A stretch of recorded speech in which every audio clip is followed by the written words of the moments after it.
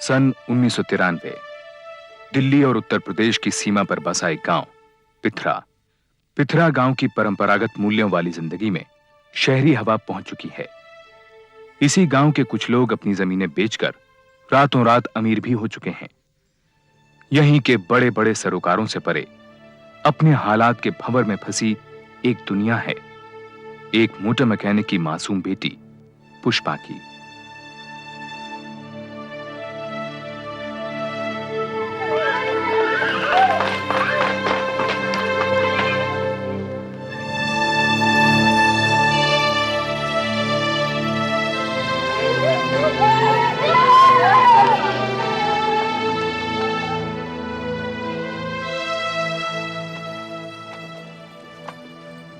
पुष्पा। हाँ बापू। ये क्या है? बापू आमिर खान। वो तो मुझे भी दिखाई दे रहा है, लेकिन जब मैंने कहा था कि ये हीरो हीरोइनों की फोटो मुझे अपने घर की दीवारों पर नहीं दिखाई देनी चाहिए, तो तेरी हिम्मत कैसी हुई? बापू आज गलती हो गई, बस आगे से नहीं होगा। कान खोल के सुन ले, अगर ऐसा शौक पालना है ना तो जमीन में गाड़ दूंगा। जा टिफिन ले आ। खड़ी क्या? जा टिफिन ले क्या? बापू खाना नहीं बना। क्यों? वो कोयला नहीं था ना। तो ला नहीं सकती थी? वो आपसे रात को बोला तो था, लेकिन आप नशे में थे। अरे जबान चलाती है, पहाड़ भर की हो गई लौंडिया, लेकिन कोई सुख नहीं। मेरी तो जिंदगी नरक होके रह गई है।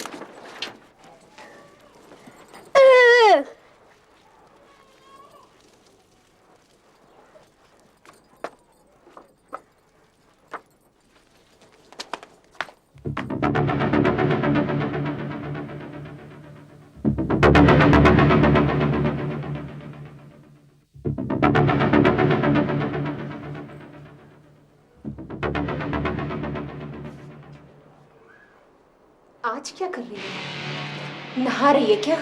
तू हर वक्त भूत की तरह मेरे पीछे क्यों पड़ी रहती है? बीवी हो तेरी, नहीं तो तेरी तरह मैं भी दूसरों की हो गई। कुछ तो शर्म कर। बड़ी शर्म कर रखी है ना तूने।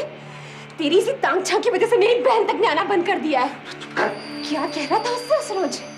वीडियो पे फिल्म दिखाऊंगा? दिखा लाए फिल्म।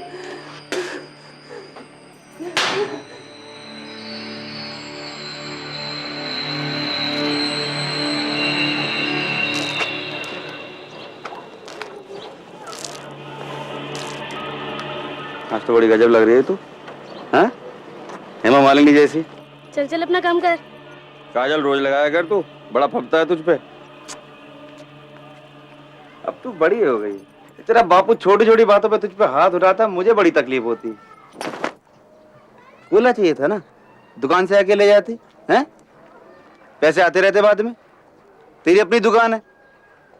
चला जा, कितना कोयला चाहिए? नहीं, मैं बाद में ले जाऊंगी। अच्छा चल तू रुक, मैं ले आता हूँ, नहीं तो शाम को तेरा बापू आके फिर चिल्लाएगा तुझ पे। नहीं नहीं रुक, मैं आती हूँ।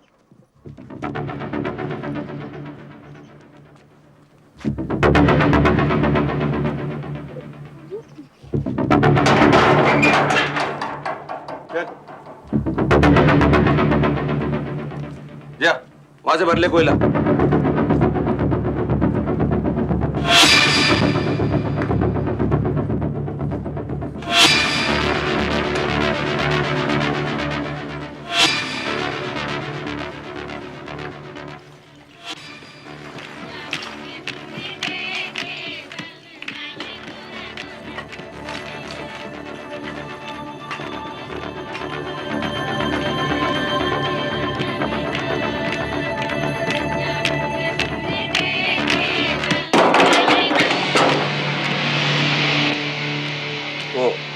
आज दुकान बंद है ना, इसलिए दरवाजा खुला दिखेगा तो कोई भी मुंह उठा चला आएगा कोला लेने के लिए, और तुझे कोला लेते देख लिया मैं मना नहीं कर पाऊंगा। हैं?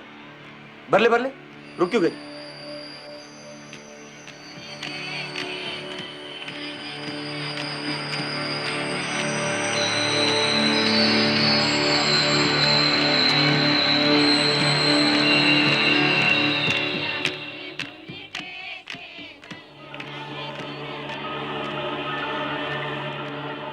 वो तो मेरे घर वालों ने जल्दी कर दी, नहीं तो मैं तो तुझसे शादी करने वाला था। सच्ची, तेरी कसम। ये कैसे उल्टी सीधी बातें कर रहे हो तुम? और बस मुझे इतना ही चाहिए, मैं घर जा रही हूँ। कहाँ जाएगी तू?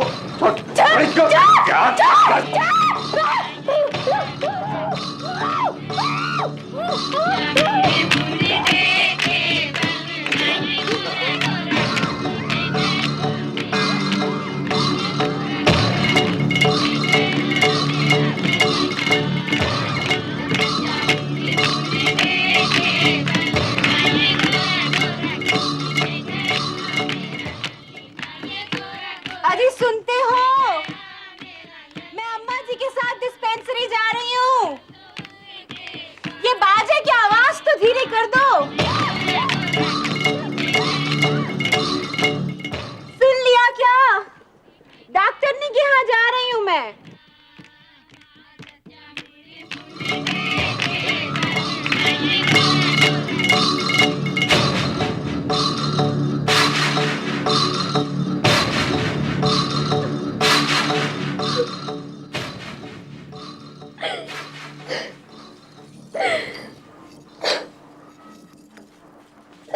मजा आया ना? चल जा अब। और सुन, किसी को इस बात का पता नहीं चलना चाहिए। मुझे तो कोई फर्क नहीं पड़ेगा, तेरा बाप तुझे मार डालेगा। पर अगर तूने अपने बाप को बताई और वो मुझ पे चौड़ा हुआ तो दोनों को काट के फेंक दूंगा मैं, समझी? जा। और जब जब इशारा करूं चली आया कर, पूरी औरत बना दूंगा तुझे।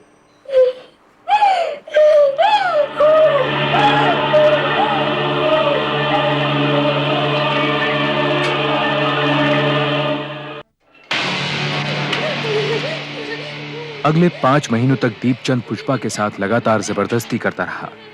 शुरुआत में वो पुष्पा को अपनी दुकान पर ही बुलाता रहा, लेकिन हिम्मत बढ़ने पर वो उसके घर भी पहुंचने लगा। पुष्पा को जिन हालात से गुजरना पड़ रहा था उनसे दर्शन लाल अनजान था।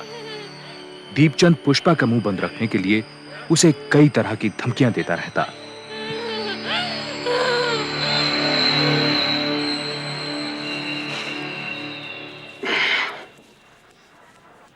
ठीक तो हो जा, तेरा बापू आ जाएगा। आजकल मुझे उल्टी होती है, हो जाता है। अभी उम्र कम है ना, इसलिए थोड़ी बड़ी हो जा, तुझे भी अच्छा लगेगा ये खेल। खुश होकर किया कर, बड़ा मजा आता है। औरत का काम क्या होता है? खाना, बर्तन, अपने आदमी को खुश करना, है? अब बहुत हो गया।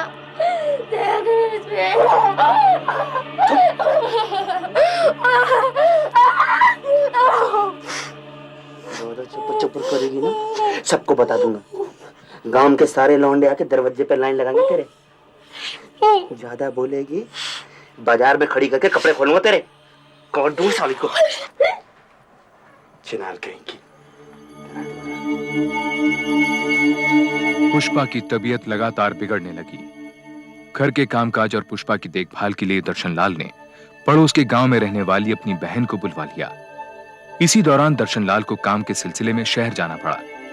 पुष्पा की हालत देख बुआ ने उसे डॉक्टर के पास चलने को कहा। पुष्पी जिद नहीं करते हैं, हाँ? अरे देख तो सही अपना हाल, ना तुझे नहाने का होश है ना खाने का होश है, और कहती मुझे कुछ नहीं है। अरे मैं कहती हूँ कहीं पथरी वथरी ना हो, तेरी माँ को भी थी। तू चल मेरे साथ, उस डॉक्टरनी की दवाई खाएगी ना 2 दिन में ठीक हो जाएगी। चल उठ, चल जल्दी से तैयार हो जा, चल चल ना बेटा, चल उठ चल। क्या करूं, कैसे समझाऊं इसको? चल उठ। ये लीजिए।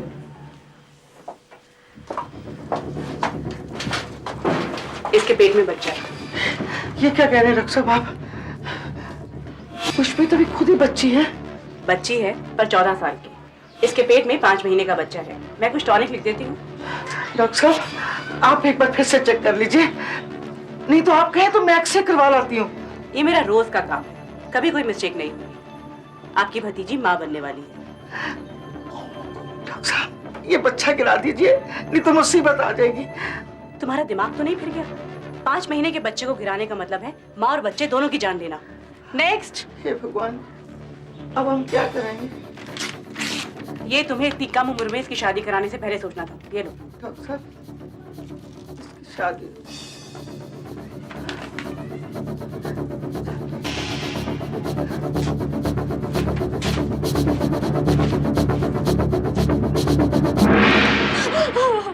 अरे कर्मचारी, ये तो बता किसके साथ मुंह काला किया तूने? अरे मैंने तो दर्शन को कितनी बार कहा कि इस लड़की को मेरे पास छोड़ दे, मेरी नजरों में रहेगी, पर उसने मेरी एक नहीं सुनी। अब भुगतो ही जन्म भर इस कलंक को। अरे 4 बिरादरी वाले थू थू करेंगे हमारे पे। अरे हमारे घर की लड़की कौन लेगा? 5 महीने का पाप पड़ना इसके पेट में। मैं क्या करूं? कैसे छुटकारा पाएंगे इससे हम? अरे अब तो बता, किसने किया ये पाप? कौन है वो? दीपचंद। दीपचंद? अपना कोले का टाल वाला दीपचंद? अरे कर्मचारी, तू इसके जाल में कैसे फंस गई? तो लफंगा है, लफंगा।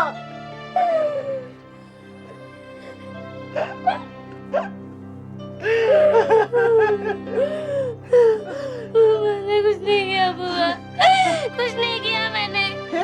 जबरदस्ती करी उसने मेरे साथ। तूने अपने बाप को क्यों नहीं बताया? कहता था तुम दोनों बाप बेटी को काट के फेंक दूंगा। किसी को बोला था मारंदी होना, मारंदी होना। मैं मारा, मुझे मार दे बुआ, मुझे जहर दे दे, मुझे मार दे, मुझे जहर दे। पुष्पी, जहर तू नहीं खाएगी, जहर वो खाएगा। ओके, हमारे घर की इज्जत बर्बाद करती। अरे कीड़े पड़ेंगे तुम्हें, कीड़े सारे खानदान को पड़ेंगे। अरे ऊपर वाला सब कुछ देख रहा है। अरे अंदर मुंह छुपा के क्यों बैठा है? बाहर आके देख लूंगी तुम्हें, हमारे घर को बर्बाद कर। देखना, अब कुछ ही दिनों में ना तेरी जैसी शकल के बहुत सारे बच्चे गांव में खेलते नजर आएंगे। ज्यादा बकवास मत कर, 1 लाख पड़ेगी, होश ठिकाने आ जाएंगे। और अज्जात साली जबान बंद रख ही नहीं सकती है। कचर कचर कचर कचर।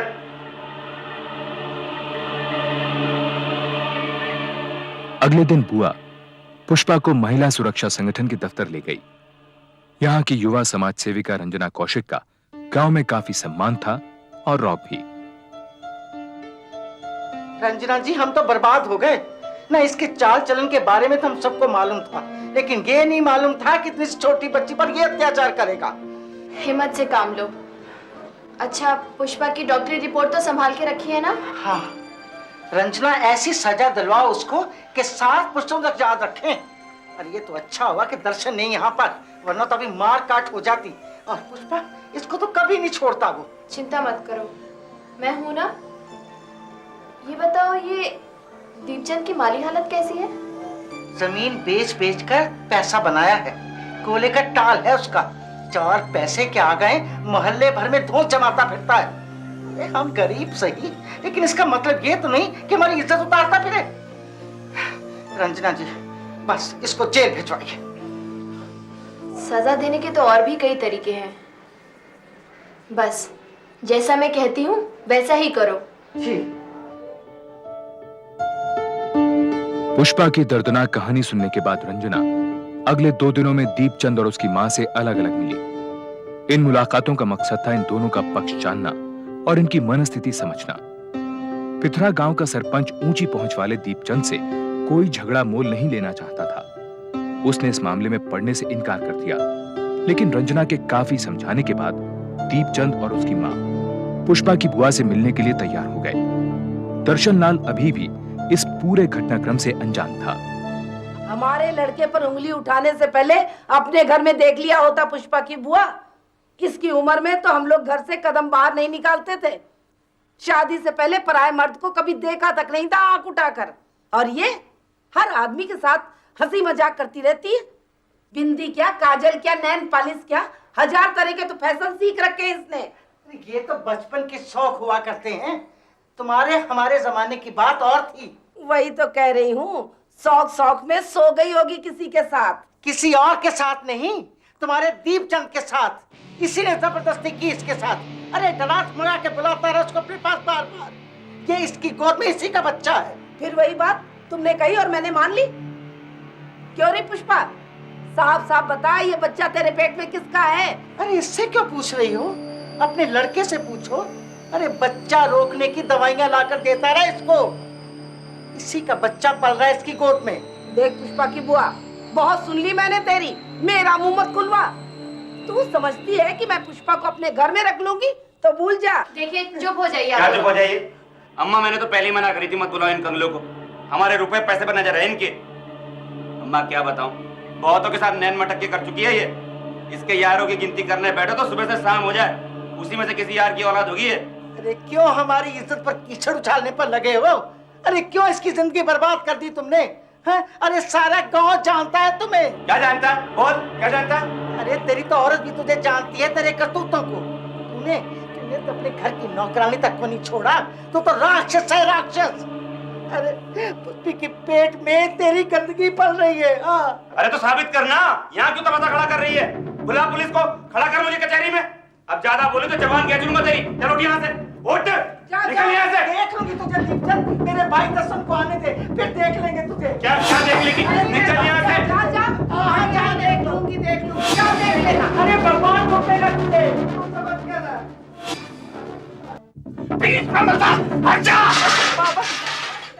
उस रात जब दर्शनलाल घर लौटा और उसे सारा वाकया मालूम चला तो वो गुस्से से बौखला उठा। उसे हैरानगी हो रही थी कि पुष्पा ने उसे ये बात पहले दिन क्यों नहीं बता दी। अरे तो मैं कैसे काट के फेंक देता, पागल क्या मैं? बचपन से मैंने तुझसे पाल पोस के बड़ा किया। कुछ में तो 1 साल की छोड़ के चली गई थी, तब से मैंने ही तो, पता नहीं क्या होगा इसका। तो रंजना बहन के साथ दीपचंद के घर गई थी कि पुष्पी को अपने घर बिठा ले, शादी कर ले इससे। पर उसने तुमको धक्के मार के बाहर निकाल दिया है ना? अरे 4 पैसे हो गए हैं तो अच्छे बुरे की नजर ही नहीं रही। क्या कह रहा था पुष्पा से? मुझे कटवा देगा। अब देखता हूं मैं, एक बार थाने आएगा तो सारी अकल निकल जाएगी। कोई फायदा नहीं है। कल को वो कोई बड़ा वकील कर लेगा तो क्या करेगा तू? गवाही कोई है नहीं तेरे पास, ऊपर से 6 महीने गुजर चुके हैं। बहुत कमजोर केस है तेरा, और इस तरह की सैकड़ों FIR दर्ज है मेरे पास। दिखाऊं? और किसी का कुछ नहीं बिगड़ा। तो हाथ पे हाथ धर के बैठे थोड़े ना रहेंगे, इसको तो छोड़ूंगा नहीं। भारी शर्मिंदगी उठानी पड़ेगी तुझको। FIR दर्ज होने के बाद डॉक्टर तेरी छोरी का चेकअप करेंगे, उन कपड़ों को मंगवाएंगे जिनमें ये सब कुछ हुआ। लोग तरह तरह की बातें करेंगे तेरी छोरी के बारे में। कोई तो ये भी कहेगा कि अपनी मर्जी से करती होगी ये। बोल, तब किस किस का मुंह बंद करेगा तू? मैं उसे छोड़ूंगा तो नहीं। अरे कई साल लग जाते हैं कोर्ट कचहरी में। है हिम्मत तुझमें या तेरी छोरी में? एक आस पड़ोस का मामला है, आपस में कोई समझौता कर ले, फायदे में रहेगा। चाहे सारी जिंदगी कोर्ट कचहरी में गुजारनी पड़े मुझे, पर मैं छोड़ूंगा नहीं उसे। आप तो रपट लिखो जी मेरी। पुष्पा से लंबी पूछताछ की गई। मेडिकल एग्जामिनेशन से ये बात साबित हो गई कि पुष्पा के साथ कई बार शारीरिक संबंध बनाए जा चुके हैं, और ये भी कि वो मां बनने वाली है। इसके बाद इंडियन पीनल कोड की धारा 342 के तहत दीपचंद के खिलाफ बलात्कार और धारा 376 के तहत नाबालिग के साथ बलात्कार का आरोप लगाया गया। निकाल रहा है, पर अपनी लौंडिया धंधा करवाता चला रहा साला। दीपचंद ने बलात्कार के आरोप को मानने से साफ इनकार कर दिया और उल्टा दर्शनलाल पर आरोप लगाने लगा। 20 दिन तक पुलिस हिरासत में रहने के बाद दीपचंद के परिवार ने उसे जमानत पर छुड़वा लिया।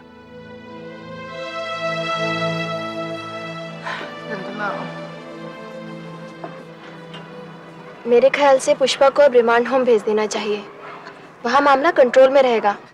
रिमांड होम में तो उससे कोई बात करने वाला भी नहीं होगा, फिर वहाँ की जिंदगी भी तो बहुत मुश्किल होती है रंजना। तो यहाँ कौन सी कम मुश्किलें हैं उसके लिए? आसपास के लोग तरह तरह की बातें बना रहे हैं। रंजना, बच्चा आने वाला है, वो कैसे संभालेगी? कोई ना कोई होगा वहाँ पर। यहाँ बच्चा पैदा होगा तो और बातें बनेंगी। दर्शन, तू क्या कहता है? सुन रहे ना रंजना क्या कह रही है? बोल तू। जो करना है कर लो, मेरा माथा मत खराब करो। मैं कहीं नहीं जाऊंगी। घर का छोड़ के कहीं नहीं जाऊंगी। बुआ बापू से बोलो ना, मैं कहीं नहीं जाऊंगी, कहीं नहीं जाऊंगी, मैं कहीं नहीं जाऊंगी। पुष्पा के बार बार मना करने के बावजूद उसे जबरदस्ती रिमांड होम भेज दिया गया।